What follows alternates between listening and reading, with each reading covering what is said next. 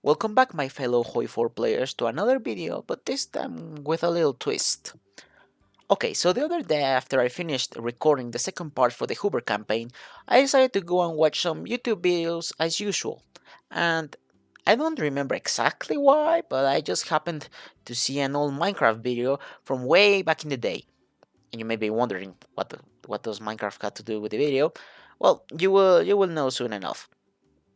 And because you know how the YouTube algorithm works, well, it started flowing my recommendations with full of Minecraft videos.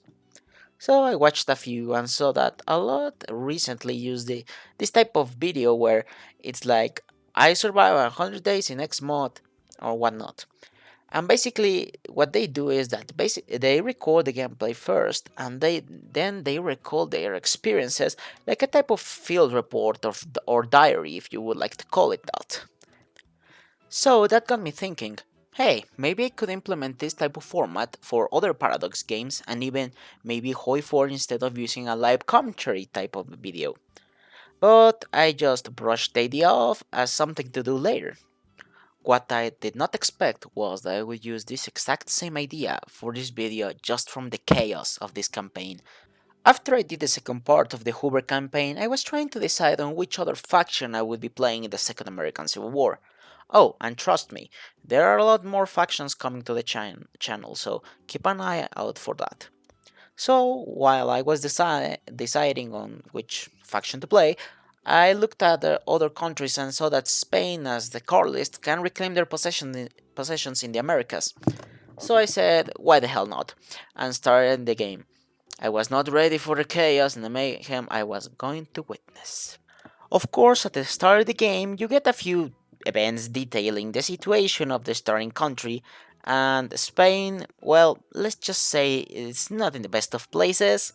This was reinforced by the fact that, well, the national spirits were far from good, but that did not deter me from reclaiming the Spanish Empire, so I continued on.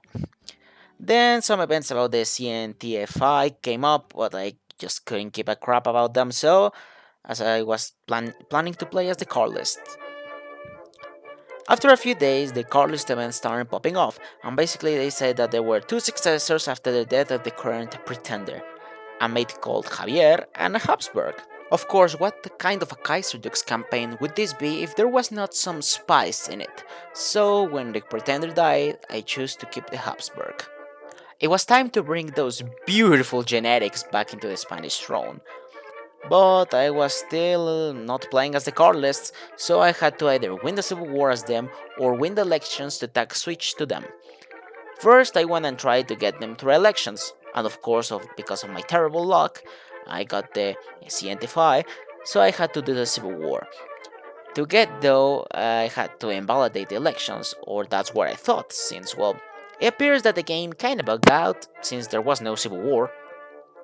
So I had to restart, and this time I finally got the event where the Carlists win the elections.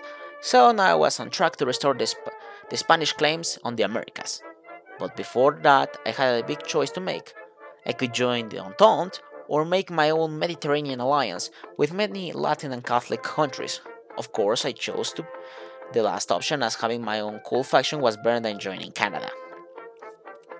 After sending invites to many Catholic and Latin countries, Italy, Portugal, and Austria decided to join my faction. Saint France, or National France, did not join my alliance. This is very important for the end of the video. I was off to reclaim my colonies while the Americans were killing each other. The first place was Cuba. I thought that the focus would just give me the war goal on them or just declare war immediately, but since my ships did not have the range to reach Cuba with naval invasions, since I was not part of the Entente and I could not use their bases in the Caribbean, I had to get some naval access. Surprisingly, I got naval access from these guys in the south, since they were also national populists. So I did the focus expecting to get a war goal, and instead the game just gave me Guantanamo as a landing base to invade Cuba. And here I was just wasting my time trying to reach by naval invasions. Great. Well, I arrived with my proper army, and since there were only two troops trying to hold off the Cuban army, and well, instead of pushing all the way to Havana, I had a brilliant idea. I naval invaded Havana, which only had one division while the main army was on Guantanamo, and bingo, they capitulated. With the first place to return back into the fold, into the Spanish Empire, the next place was the Dominican Republic. Since the Dominican Republic had puppeted Haiti, I had basically gotten two countries with just one focus. So I planned my naval invasion on Haiti and launched it when I got my war goal. The only problem was that I underestimated the capabilities of Haiti and lost two divisions as my other troops couldn't land in time to save the three divisions that landed first. I managed to rescue one before dying, and well, that was kinda embarrassing. After the initial landings, I managed to capitulate both fairly quickly. With both Cuba and the Hispaniola region secured, I had my launch bases to reclaim the Americas. The perfect target was now Central America, and for various reasons. One, they managed to unite so it would be just a war instead of various, and secondly, they managed to take Costa Rica, which was guaranteed by Germany. That was great, since now I wouldn't have to go to war with Germany so early on. After a naval invasion and cutting the country in two, I managed to capitulate Central America, but man, they really spammed out divisions. And they were not even good divisions, they were just pure infantry, but they just spammed that out on nonetheless, but that's just how the AI in this game usually works. After the war, the way was now open to South America. By this point, major events have already happened. The Second Great War of Weltkrieg, if you want to be more specific, started. Britain turned back into the United Kingdom after Mosley got cooped. Good job there, Mosley. Meanwhile, I took over Venezuela, Colombia, Ecuador, and Peru. I was going to take on Bolivia, but then I saw that Russia and France were dying to Germany, and because I still wanted to go to war with Germany for Morocco, I stopped at Bolivia because if I took Bolivia, it meant that Brazil would have more places to attack me from. So I prepared some shitty divisions to hold where Brazil could attack and prepare the North African front, and prepare a naval invasion for Brazil. But before I could even declare on Germany myself, Horthy, well, he was now a pirate apparently, declared war on Austria, and Horthy was with Germany, so I prepared for inevitable, but Germany did not join. So I took my time to prepare for longer, but that would not last long, as then I would glance back to Europe and saw that Austria was now at war with Germany. So I rushed with my unit stations in Austria to Berlin to weaken Germany, and I launched my invasion of Brazil.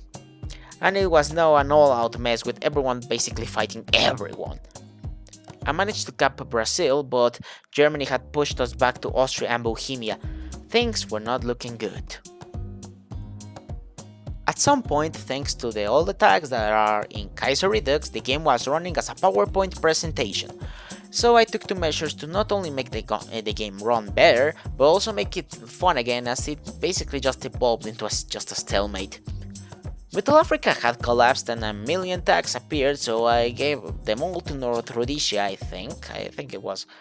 Because the tags were not doing anything anymore this time, so it didn't really matter that they just disappear.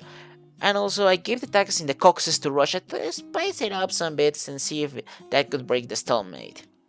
And it actually worked. Germany had to divert troops to Russia, meaning the commune could push deeper into Germany and until finally collapsed.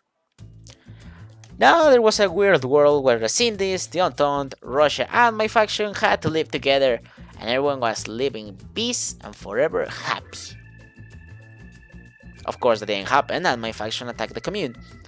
It was actually quite easy since Scarlet is Spain, and if you go down the route where you make your own faction, you get a national spirit which gives bonuses against the commune. After war, me and Italy took the south of France for compensation in our war efforts and gave Saint France or National France the north. This for not joining us, France.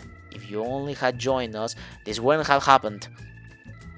Oh, and also during the war, both wars actually, I killed Mexico, Chile, Argentina, Paraguay to end my Spanish Reconquista. Oh, I also gave Brazil to Portugal for being cool, unlike France. And there you have it, the Spanish Empire has been restored. Mostly since, well, I still had to take the Philippines and the northern regions of the Californias, but I wasn't planning to play that at this point, as I was exhausted from all this mess, so I left it here. I sincerely hope you enjoyed this video and the new style. I will be releasing the complete time-lapse as my usual content the next week, as I want to keep doing my story-based campaign time-lapses, but I also want to try out this new format and see if it works out. Tell me what you think about this new format and see if you actually want me to continue doing them in the comment section. And that's it for today. I hope you enjoyed this wild ride. This was the Defectus Expert signing off.